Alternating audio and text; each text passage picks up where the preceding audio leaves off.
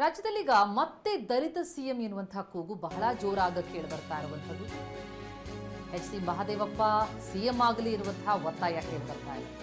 ಸಿದ್ದರಾಮಯ್ಯ ಅವರನ್ನ ಕೆಳಗಿಳಿಸಿದ್ರೆ ಆಗ ಮಹದೇವಪ್ಪ ಅವರು ಸಿಎಂ ಆಗಲಿ ಹೀಗಂತ ಮೈಸೂರಿನ ನರಸೀಪುರದಲ್ಲಿ ದಲಿತ ಮುಖಂಡಗಳು ಒತ್ತಾಯ ಮಾಡ್ತಾ ಇದ್ದಾರೆ. ರಾಜ್ಯದಲ್ಲಿ ಈಗ ಸಿಎಂ ಬದಲಾವಣೆ ವಿಚಾರ ಚರ್ಚೆ ಆಗ್ತಾ ಇದೆ. ಮಹದೇವಪ್ಪ ಅವರು ದಲಿತ ಸಮುದಾಯದ ಹಿರಿಯ ರಾಜಕಾರಣಿ. ಈಗಾಗಲೇ 2 ಬಾರಿ ದಲಿತರಿಗೆ ಸಿಎಂ ಸ್ಥಾನ ಕೈತಪ್ಪಿದೆ. ಈಗ ದಲಿತ ಸಿಎಂಗೆ ಸೂಕ್ತ ಸಮಯ ಬಂದಿರೋದು. ಸಿದ್ದರಾಮಯ್ಯ ಮುಂದುವರೆದ್ರೆ ನಮಗೇನು ಅಭ್ಯಂತರ ಇಲ್ಲ, ಆದ್ರೆ ಒಂದ್ ವೇಳೆ ಬದಲಾಗುತ್ತೆ ಅಂತಂದ್ರೆ ಆಗ ಮಹದೇವಪ್ಪ ಅವರನ್ನ ಸಿಎಂ ಮಾಡಲಿ ಎನ್ನುವ ಕೂಗು ಕೇಳಿ ಬರ್ತಾ ಇದೆ.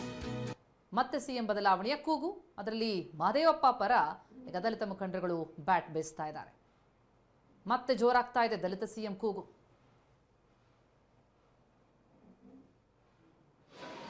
ಹಿರಿಯರಾಗಿದ್ದಾರೆ, ನಮ್ಮ 40 ವರ್ಷಗಳ ಕಾಲ ದೀರ್ಘವಾಗಿ ಹಿರಿಯರಾಗಿದ್ದಾರೆ, ವಿಚಾರವಾದಿಗಳಾಗಿದ್ದಾರೆ, ಚೆನ್ನಾಗಿ ತಿಳ್ಕೊಂಡಿದ್ದಾರೆ ವಿಚಾರಗಳನ್ನ.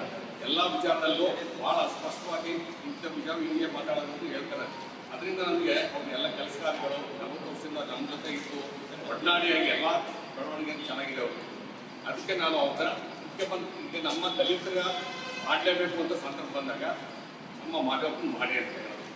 ಇಲ್ಲ ಅಂದ್ರೆ ಸಿದ್ದರಾಮಯ್ಯನವರೇ ಮುಖ್ಯಮಂತ್ರಿ ಆಗಿರಲಿ, ಏನು ಬದಲಾವಣೆ ಮಾಡೋದು ಬೇಡ, ಸಿದ್ದರಾಮಯ್ಯನವರು ಮುಂದುವರಿಲಿ, ಏನೋ ಮಾಡ್ತೀವಿ ಅಂದರೆ ನಮ್ಮ ಮಾಧವಪ್ಪನವ್ರನ್ನ ಮಾಡಬೇಕು. ಚೆನ್ನಾಗಿ ತಿಳ್ಕೊಂಡವ್ರೆ, ಎಲ್ಲ ಜೊತೆ ಸಹಪಾಠಿಗಳಾದವ್ರೆ, ವರಿಷ್ಠರು ಇವ್ರ ಜೊತೆ ಎಲ್ಲರ ಜೊತೆನೂ AICC ಅಧ್ಯಕ್ಷರಾದ ಮಲ್ಲಿಕಾರ್ಜುನ ಖರ್ಗೆ ಅವ್ರ ಜೊತೆ ಚೆನ್ನಾಗಿದ್ದಾರೆ ಅವರು.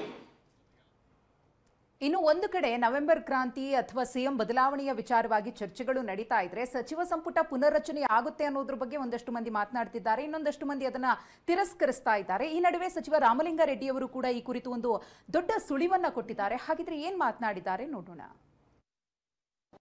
ಸಂಪುಟ ವಿಸ್ತರಣೆ ಆಗ್ತದೆ ಸರ್, ಕೆಲವರು ತೆಗಿತಾರೆ, ಕೆಲವ್ರನ್ನ ಸೇರ್ಪಡೆ ಮಾಡ್ತಾರೆ. ಆಫ್ ದ ರೆಕಾರ್ಡು ಡಿಸೆಂಬರ್ಗೆ ಆಗ್ಬೋದು. ಏನು ಹಳು ಬರೋದ ಚೆನ್ನಾಗಿದ್ದಾರಲ್ಲ, ಅವಕಾಶ ಕೊಡ್ಬೋದು ಸರ್. ಸಂಪುಟ ವಿಸ್ತರಣೆ ಆಗ್ತದೆ ಸರ್, ಕೆಲವ್ರನ್ನ ತೆಗಿತಾರೆ, ಕೆಲವ್ರನ್ನ ಸೇರ್ಪಡೆ ಮಾಡ್ತಾರೆ. ಆಫ್ ದ ರೆಕಾರ್ಡು ಡಿಸೆಂಬರ್ಗೆ ಆಗ್ಬೋದು. ಏನು ಹಳು ಬರೋದ ಚೆನ್ನಾಗಿದ್ದಾರಲ್ಲ.